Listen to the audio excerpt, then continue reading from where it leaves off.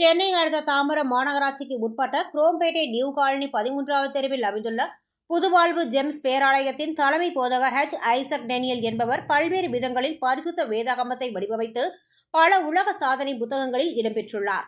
அதேபோல் தற்பொழுது மீண்டும் 13x19 அங்குலம் மற்றும் 9x13 அங்குலம் அளவில் தங்க தகடுகளில் அச்சிடப்பட்ட 1462 பக்கங்களை கொண்ட தங்க தாள்களில் பரிசுத்த வேதாகமமும் அலுமினிய தகடுகள் மூலம் 6x9 அங்குலம் அளவில் 1462 பக்கங்களை கொண்ட பரிசுத்த வேதாகமமும் உலகில் முதலில் 5 பக்கங்களில் பரிசுத்த வேதாகமம் 5 பக்கங்களில் மட்டுமே அச்சிடப்பட்டது. வண்ணம் 5 அடிப்படையில் பைபிள் உண்மைகளில் ஒன்றை அடையாளபூர்வமாக குறிக்கிறது. பச்சை நிறம் செழிப்பையும், கருப்பு நிறம் பாவத்தையும், சிவப்பு நிறம் இயேசு கிறிஸ்துவின் மூலமாக ரட்சிப்பையும், வெள்ளை நிறம் பரிசுத்தத்தையும் மற்றும் மஞ்சள் அல்லது தங்கம் நிறம் பரலோகத்தையும் குறிக்கிறது.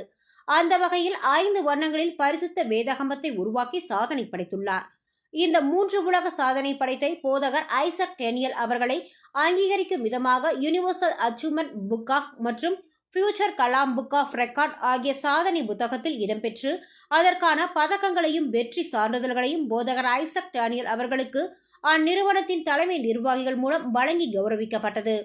பின்னர் செய்தியாளர்களை சந்தித்த வணக்கம், என்னுடைய பெயர் ஐசக் டேனியல். குரோம்பேட்டை புதுவாழ்வு ஜெம்ஸ் பேராலயத்தின் போதகராக இருக்கிறேன்.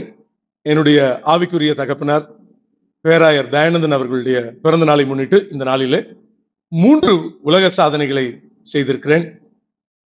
விசேஷமாய் கோல்டன் ஷீட்ஸ்ல 200 கிலோ எடை கொண்ட விதத்தில் A3 வடிவமைப்பு A3 வடிவமைப்பில் 13 to 17 inches அந்த அளவிலே இந்த நாளிலே ஒரு தங்க இதழ்களினால ஒரு வேதாகமத்தை இந்த நாளிலே வெளியிட தேவன் கிருபை அளித்தார்.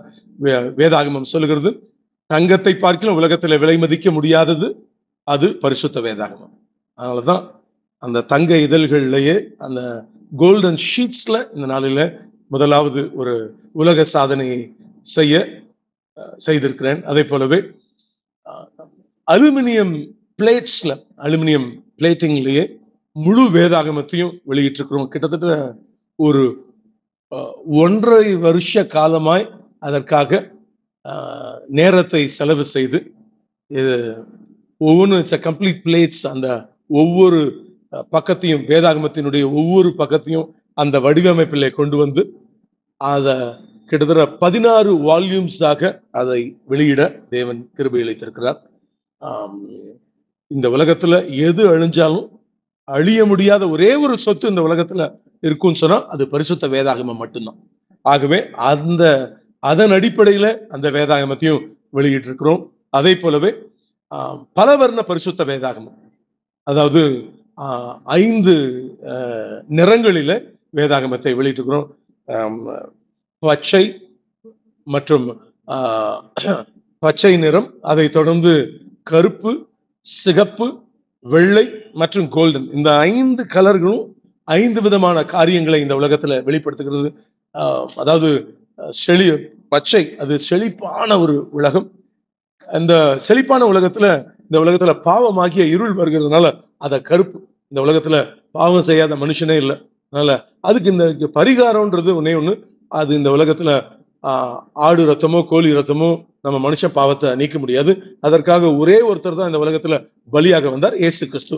அதன் அடிப்படையில் சிகப்பு, 3வது பகுதியாக சிவப்பு நிறம்.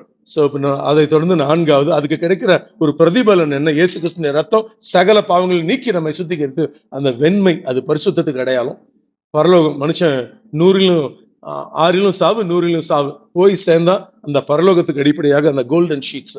இந்த அடிப்படையில அந்த வேதாகமத்தை இந்த நாளில வெளியிட்டு இருக்கிறோம்.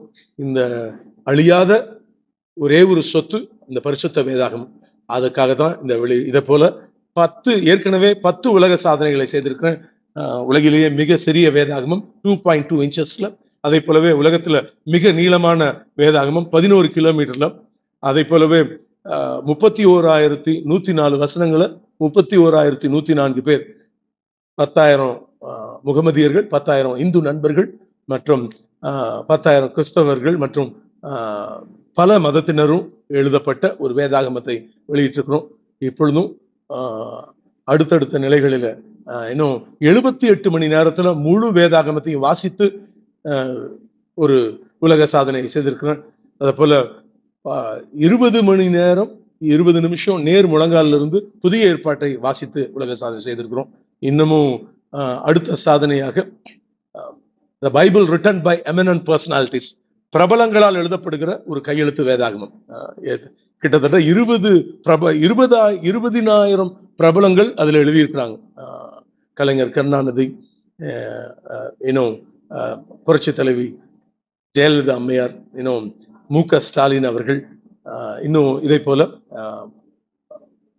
அதாவது இந்தியாவில் இருக்கக்கூடிய ஒவ்வொரு பகுதியில் இருக்கிற பஞ்சாப், மகாராஷ்டிரா, சிக்கிம், இப்படி ஒவ்வொரு மாநிலங்களில் இருக்கக்கூடிய கவர்னர்ஸ் மற்றும்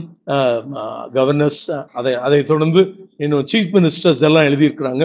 நிறைய மினிஸ்டர்ஸ் இதில் எழுதியிருக்கிறாங்க. அதே போல இன்னும் சினிமா நட்சத்திரங்கள், IAS IPS அதிகாரிகள், விளையாட்டுத்துறையினர், இப்படி ஒவ்வொருவரும் இதுல எழுதி இந்த காரியம் வெளியிடப்பட்டிருக்கிறது.